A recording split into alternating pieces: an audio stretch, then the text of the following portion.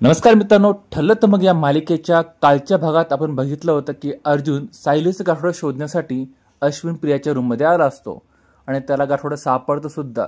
पण त्याला वाटतं की हे प्रियाचं म्हणजे उर्फ तन्वीचं गाठोडं आहे. मग सायलीचं गाठोडं कुठे असेल असं म्हणत तो पुन्हा रूम चेक करायला लागतो आणि त्याच वेळेस त्याला शोधत शोधत सायली पण तिथे आली असते. आजच्या 22 तारखेच्या भागामध्ये ती त्याला विचारते, तुम्ही इथे काय करताय, एवढा पसारा का बरं केलाय. मग अर्जुन तिला सांगतो की मी प्रियाविरुद्ध पुरावा शोधायला आलो होतो, कारण कोर्टात तिने सांगितलं की महिपाच्या धमकीमुळे तिने आतापर्यंत खोटी साक्ष दिली होती. पण मला हे प्रूव्ह करायचं आहे अश्विनला की ती खोटं बोलत होती. मात्र सायली म्हणते की आपण आपल्या केसच्या दरम्यान या रूममध्ये सगळं चेक केलं, आपल्याला प्रियाविरोधात काही पुरावा सापडला नाही आणि प्रिया काय एवढी मूर्ख नाही की पुरावे सगळे इथे ठेवेल म्हणून.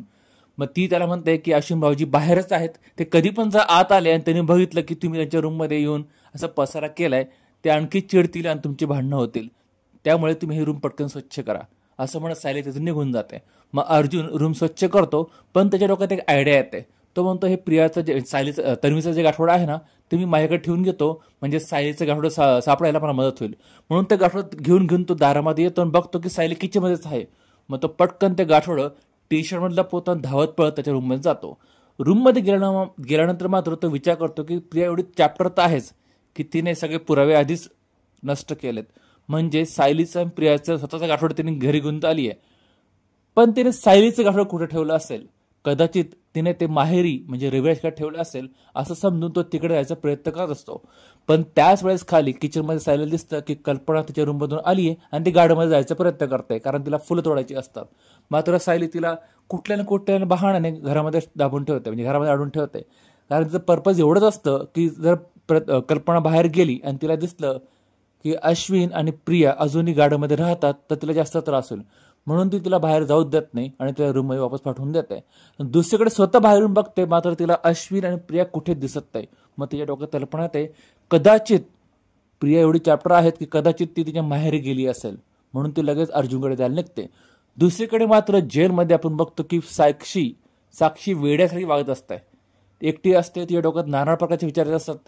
ती म्हणते प्रिया किती हुशार होती, तिने हुशारीने ह्या जेलच्या बाहेर पडली आणि मी मात्र 14 वर्षासाठी ह्या जेलमध्येच राहिले. मला सुद्धा कसंही करून इथून बाहेर पडायचं आहे. मग आता एकच तिकडे मार्ग असतो, तो म्हणजे आत्महत्या करण्याचा.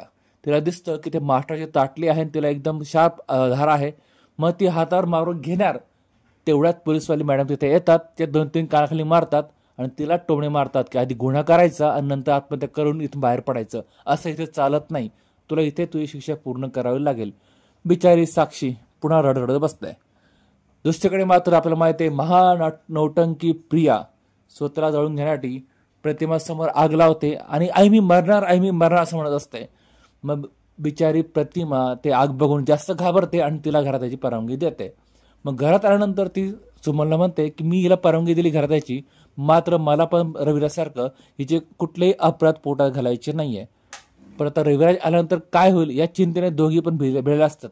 आणि थोड्या वेळात तिथे रविराज पण येतो आणि प्रतिमा थोडे आडेवडे घेत त्याला सांगते, म्हणजे सांगणार तेवढा तिथे प्रिया येते आणि प्रियाला पाहून रविराज फार भडकतो. तो म्हणतो ही मुलगी माझ्यासाठी मेली आहे, मी हिच्यासाठी मेलो, ही माझ्या घरात आलीच कशी. अश्विनला बघून तो म्हणतो, अश्विन तू पण इथेच, आणि मी तुला सांगितलं होतं की ही मुलगी माझ्या घरात आता कामा नाही, मला इथं तोंडही बघायचं नाहीये. मात्र अश्विन त्याला म्हणतो, काका मी आधीच सांगितलं होतं पण हिने काय ऐकलं नाहीये. मात्र इतका रविराज चिडतो की तो म्हणतो हिने आत्ता निघून जायला पाहिजे. प्रतिमा आणि सुमन त्याला सांगायचा प्रयत्न करतात की तिने काय केलं होतं ते, आणि इथे आजचा हा भाग संपतोय. उद्याच्या येणाऱ्या भागामध्ये आता अर्जुन सायली रविराजकडे येतात आणि तिथे गाठोडं शोधण्याचा प्रयत्न करताय. तुम्हाला काय वाटतं, अर्जुनला तिथे गाठोडं सापडेल का? कमेंट करून जरूर कळवा. आणि प्रियाचं काय होईल तेही कमेंट करून जरूर कळवा.